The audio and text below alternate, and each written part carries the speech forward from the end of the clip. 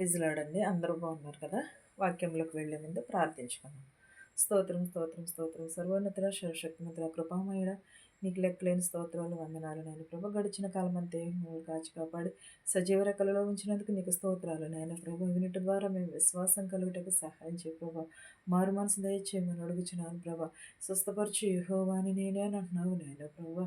ప్రతి ఒక్కరికి ప్రభు విరిగి నలిగిన హృదయమును దయచేయమని యేసునామములో బ్రతిమాలు వేడుకొనుచున్నాము తండ్రి. ఆమేన్. యోబు గ్రంథము 33 నుంచి కొన్ని వచనాలు ఇలాగ వ్రాయబడి ఉన్నాయండి. యోబు, దయచేసి నా వాదము ఆలకించుము, నా మాటలన్నీయు చెవును బెట్టుము. ఇదిగో నేను మాటలాడ ఆరంభించి తిని, నా నోట నా నాలుక ఆడుచున్నది. నా మాటలు నా హృదయం యథార్థతను తెలుపుచున్నవి. నా పెదవులు జ్ఞానమును యథార్థతను పలుకుచున్నవి. ఏంటది? యోబు ఏమనంటున్నాడు? యోబు, దయచేసి నా వాదమును ఆలకించుము అని దేవునిని అడుగుచున్నాడు. నా మాటలకు చెవియొగ్గుము. ఇదిగో నేను మాట్లాడ ఆరంభించాను. నా మాటలు ఎలాగున్నవి? నా నాలుకతో మాట్లాడే మాటలు ఎలాగున్న యథార్థతను కలుగజేయుచున్నవి. నా హృదయంలో ఉన్న యథార్థతను నీకు నేను తెలియచేయుచున్నాను. యోబు చాలా కష్టాలు పడ్డాడు కదండి. యోబు భార్యను వదిలేసింది, బిడ్డలు వదిలేసారు, అందరూ వదిలేశారు. కానీ దేవుని మాత్రం యోబు ఏ మాత్రమును కూడా విడిచిపెట్టలేదు. నా మాటకు చెవియొగ్గుము, నా మాటలను ఆలకింపుము. నా హృదయంలో వేదనతో నేను యథార్థముగా మాట్లాడుచున్నాను. నా పెదవులు జ్ఞానమును యథార్థముగా పలుకుచున్నవి అని అంటున్నాడు. దేవుని ఆత్మ నన్ను సృజించెను. సర్వశక్తిని యొక్క శ్వాస నాకు జీవమిచ్చెను. నీ చేతనైన ఎడల నాకుత్తరమేము. నా ఎదుట నీ వాదము సిద్ధపరుచుకునుము, వాద్యమాడుము అని అన్నది. ఎవరితో? సాతానుతో దేవునిని వాద్యమాడమని చెప్తున్నాడు. సాతాను చాలా శోధించింది యోబుని. నా పెదవులు నా ఆత్మ నిన్ను సృజించుచున్నవి, సర్వశక్తిని యొక్క శ్వాస నాకు జీవమివ్వును అని అంటున్నాడు. నీకు చేతనైతే నాకు ఉత్తరమేము, నా ఎదుట వాద్యమాడుము, నా తరపున వ్యాద్యమాడుము, నా తరపున మాట్లాడుము అని అంటున్నాడు దేవుడిని యోబు. కానీ యోబుని ఎప్పుడు కూడా దేవుడు విడిచిపెట్టలేదు. ఎప్పుడును కూడా యోబుతోటే ఉన్నాడు దేవుడు. కానీ సాతాను కూడా అన్నది కదా, ఏమని? నీవు యోబు సుడిదరుగా నీ కంచి ఉంచావు, అందుకనే యోబు నిన్ను విడిచిపెట్టట్లేదు, నీ కంచి ఉన్నా. కానీ తర్వాత విడిచిపెట్టేసిన తర్వాత కూడా దేవుడు యోబుని విడిచిపెట్టిన తర్వాత కూడా దేవుని నుండి నిరీక్షణను కోల్పోలేదు. దేవుని వ్యాజ్యమాడాడు సాతానుతోటి వ్యాజ్యమాడి సాతాను మాటలకు లొంగలేదు. కానీ ఆఖరికి దేవుడు విడిచిపెట్టేసినా కానీ యోబు మాత్రం దేవుడిని విడిచిపెట్టలేదు, నిరీక్షణను విడిచిపెట్టలేదు. కానీ మునుపటి కంటే ఎక్కువగా ఆశీర్వాదములు పొందుకుని ఉన్నాడు.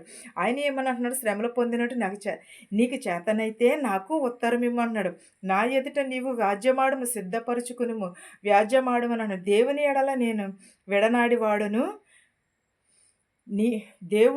దేవుని ఎడల నేనును నీ వంటి వాడును, నేనును జిగట మన్నుతో చేసిన వాడిని. నా వలన భయమును నిన్ను బెదిరించదను. నా చెయ్యి నీ మీద బరువుగానున్నది. నిశ్చయముగా నీవు పలుకులు నా చెవిని బడెను, నీ మాటల ధ్వని నాకు వినబడేను అంటున్నాడు. అంటే దేవుని ఎడల నేను నీ వంటి వాడనే అంటున్నాడు. జిగటమన్నుతో నేను కూడా చేసి ఉన్నాడు. నన్ను కూడా దేవుడు జిగటమన్నుతోటి చేసి ఉన్నాడు.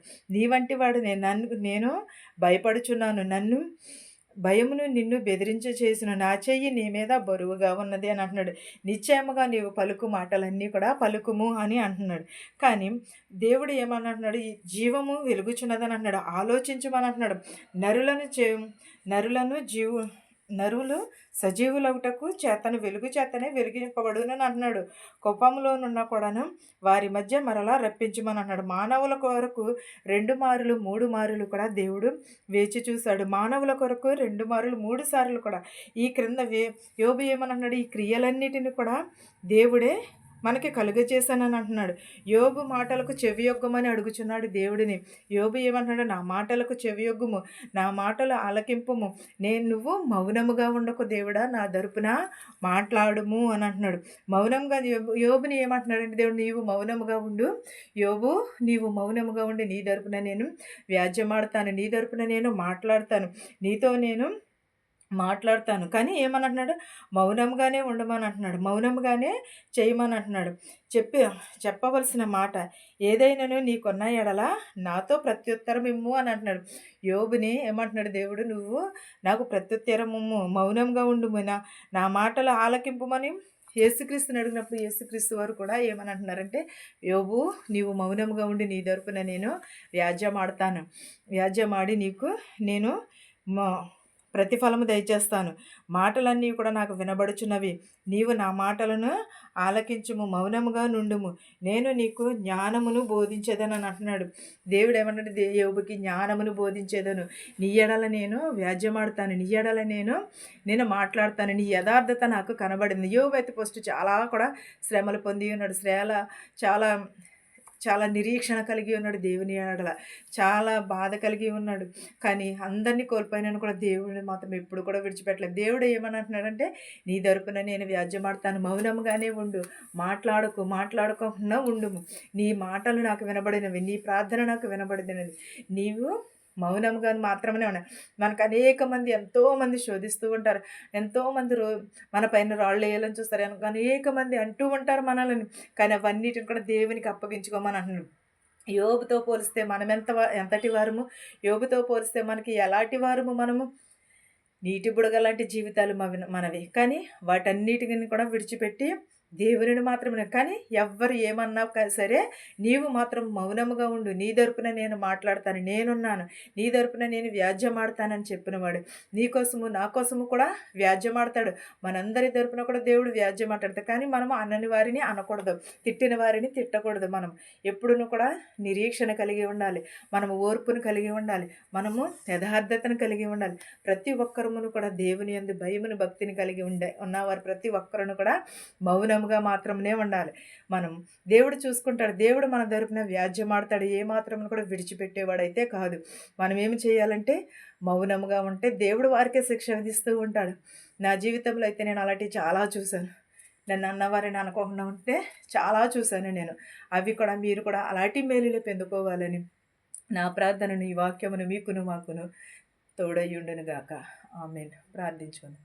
స్తోత్రం స్తోత్రం స్తోత్రం స్తోత్రం. సర్వోన్నతుడ, సర్వశక్తిమంతుడ, కృపామయడానికి లెక్కలేని స్తోత్రాలు నాయన ప్రభా. వినటి ద్వారా విశ్వాసము కలుగుటకు సహాయం చేయ ప్రభా. మారు మనసు దయచే ప్రభా. రక్షణ భాగ్యమును దయచే ప్రభా. విరిగి నలిగిన హృదయమును దయచేయమని అడుగుచున్నాను నాయన ప్రభా. నీకు స్తోత్రాలు, నీకు వందనాలు నాయన ప్రభా. వినటి ద్వారా విశ్వాసం కలుగుటకు సహాయం చేయ ప్రభా. నీకు స్తోత్రము, నీకు వందనాలు నాయన ప్రభా. నజరేయుడా నీకు స్తోత్రాలు, నీకు వందనాలు నాయన ప్రభా. రక్షణ భాగ్యమును దయచేయమని అడుగుచున్నాను నాయన ప్రభా. విరిగి నలిగిన హృదయమును దయచే ప్రభా. మా శత్రువులు మిత్రులు దీవించు ప్రభా. మా దేశాలని, మా సంఘాలను దీవించినాను ప్రభా. ఎవరెవరైతే ఏ చేతి పనులైతే చేస్తున్నారు ప్రభా, వారి చేతి పనులను దీవించి ఆశీర్వదించమని అడుగుచున్నాను నాయన ప్రభా. నేను ప్రభా బస్సులో వెలిచిన వేళల్లో హెలికాప్టర్ వేసి ప్రతి ఒక్కరిని ప్రభా వారి గృహాలకు సురక్షితంగా చేర్చినాను ప్రభా. చదువుకుంటున్న బిడ్డలను దీవించినాను ప్రభా. యవనస్తులను దీవించిన ప్రభా. యవనరాలను దీవించినాను ప్రభా.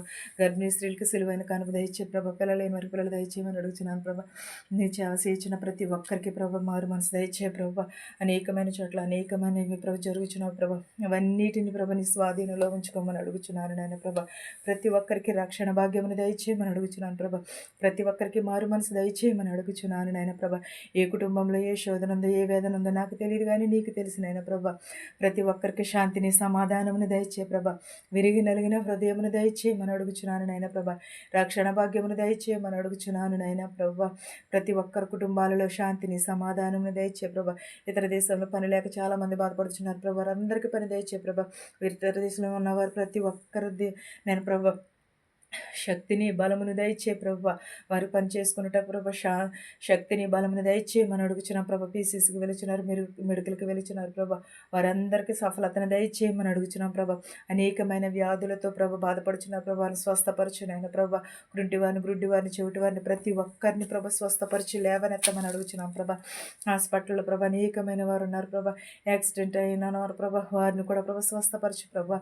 అలాగే ప్రభా నా కుటుంబమును కూడా జ్ఞాపకం చేసుకోమని అడుగుచున్నాం ప్రభా.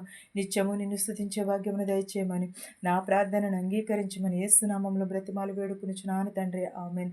పరలోకమందున్న మా తండ్రి, నీ నామము పరిశుద్ధపరచబడును గాక, నీ రాజ్యం వచ్చును గాక, నీ చిత్తము పరలోకమందు భూమి నెరవేరినట్లును మనిదిన ఆహారం నేడు మాకు దయచేయము. మరణస్థులను మేము క్షమించిన ప్రకారము మా రుణములను క్షమించము. దుష్టుని నుండి శోధన నుండి తప్పించుము.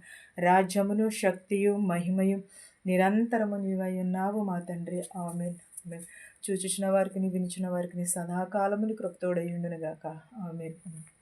అందరికీ వందనాలు.